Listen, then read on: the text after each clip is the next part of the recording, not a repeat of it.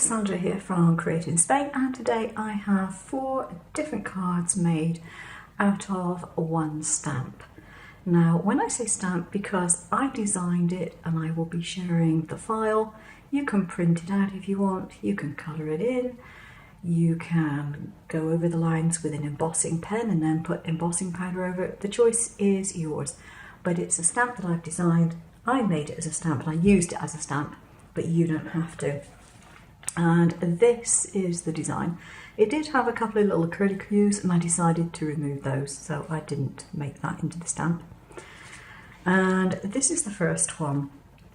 Now with this one, what I did was I stamped it with a black ink. It was Memento Tuxedo Black. And I then took a watercolour marker and just used that and a water brush to add some water to it. And I did colour in the petals. When I'd done that, I just took a spray of water and I just sprayed it, and that causes the colours to spread and to bleed, and so you end up with this effect. Now this one, I've put a piece of raspberry paper underneath it to form a border because it really brings out the colours. So this one is, as you can see, gold accented, and this was, well, I'll admit it, partly by mistake. Now the basis of this one was simply a watercolour wash using watercolour paints, and no particular effect was being sought. I just did wet on wet and this is what I ended up with.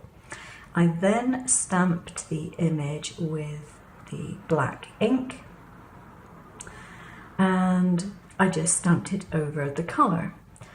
Now it had quite a nice effect, but I wanted to put some gold accents on, which I did. I just was putting some little gold dots in the centre of the flowers, and then just as I was doing this one here, a great blob of gold came out, that you might be able to see, which was going to ruin the entire front, and I thought, nah, I'm not having that. So I then purposely put some other gold splodges over. In actual fact, it's worked quite nicely.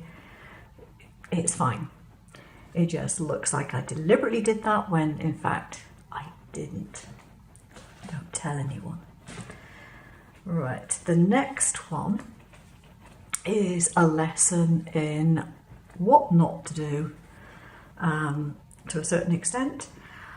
I didn't get my matting frames out, and when I went to mat this up, I made a complete mess of it, so I ended up cutting the card down. It was supposed to have an even border all over it, it didn't.